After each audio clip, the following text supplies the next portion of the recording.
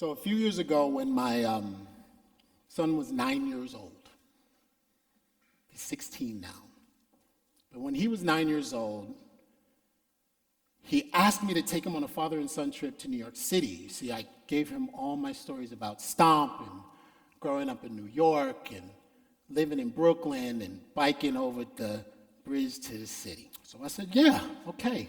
And he and I went to New York. We stayed in Bed-Stuy.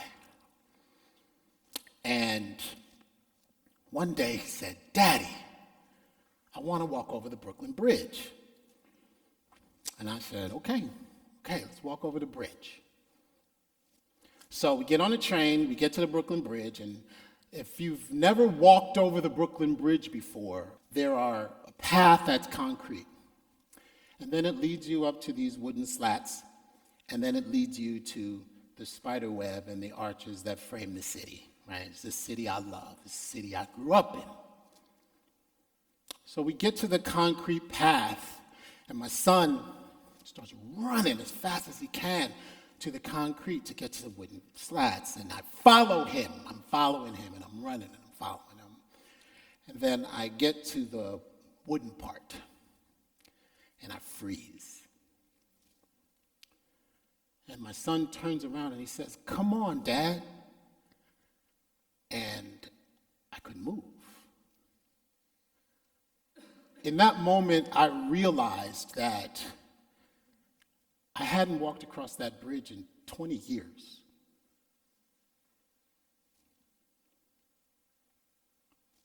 When I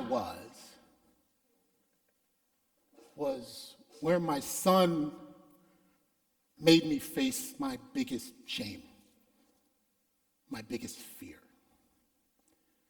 See, 20 years earlier, this bridge I thought was going to be the last thing I would ever see.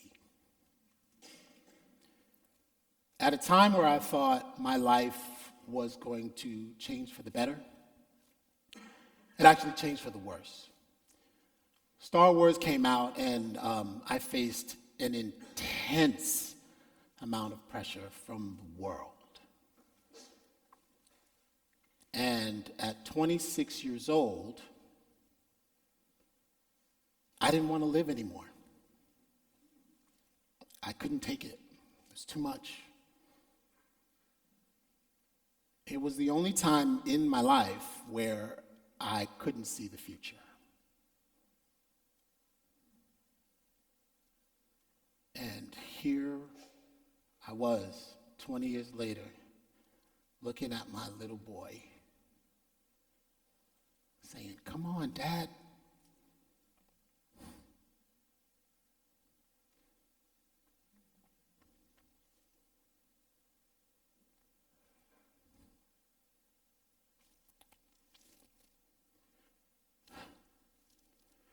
I remember thinking, it's just a step.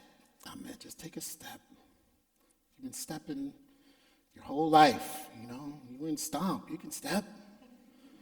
Just take a step. Just step onto the wood. Just go, just do it. And I was so scared. I was standing right in front of Godzilla, and I couldn't even move. So then I did. I took a step. And I took another step. And I kept walking. And as I was walking, I knew I was going to come up to the place where I wanted to end my life. And I got there. And on the night that it happened, I don't even remember seeing anything. You know, I don't remember seeing the Statue of Liberty. I don't remember seeing Brooklyn. I don't remember seeing Manhattan. I just don't remember seeing anything. But this day, I saw everything. And I grabbed my little boy and I held him and I took that picture.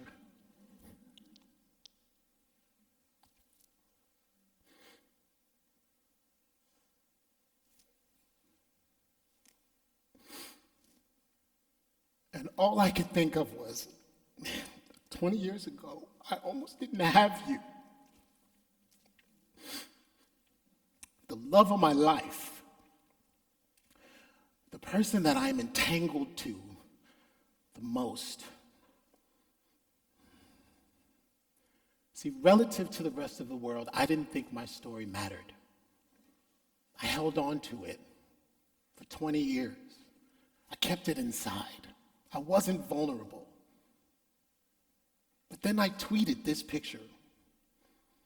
And I told the world, I was like, fuck, I just can't hold on to this anymore. I have to just let it go.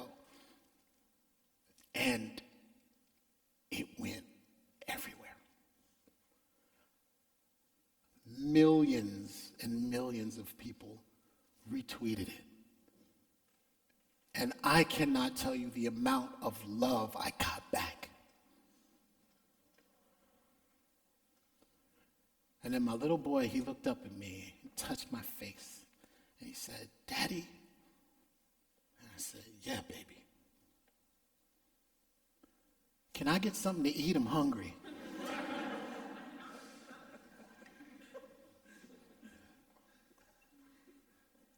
Okay. And we walked across the rest of the bridge.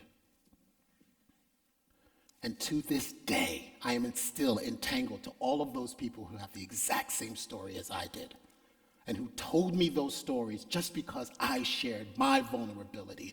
And I realized that telling an emotional story is just the tip of the iceberg. It's just the beginning.